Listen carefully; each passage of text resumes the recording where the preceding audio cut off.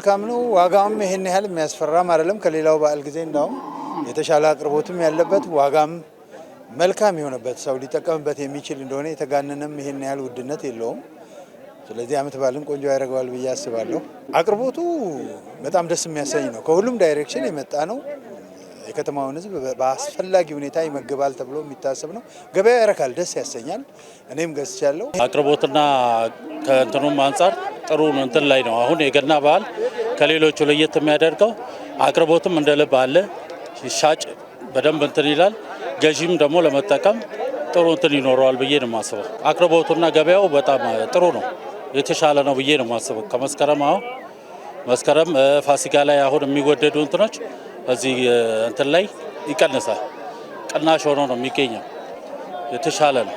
ሻጩም እንደ ልቡ ይሸጣል፣ ገዢውም እንደ ልቡ እየገዛ ነው። የአትክልት አቅርቦቱ በአሁኑ ሰዓት ላይ በጣም አሪፍ ነው።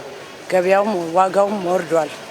አቅርቦቱም ስላለ ዋጋውም ተመጣጣኝ ነው። አሁን ለህብረተሰቡ በጥሩ ሁኔታ እያቀረብን ነው። የአካባቢ ሽንኩርት ነው እየገባልን ያለው እና ዋጋውም ቅናሽ ነው። አሁን ሽንኩርት 27 28 ላይ ነው ያለው።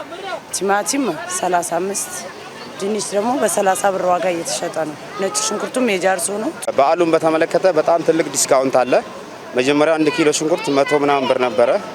በአሁኑ ሰዓት ላይ ከ30 እስከ 33 እስከ 28 ብር አለ።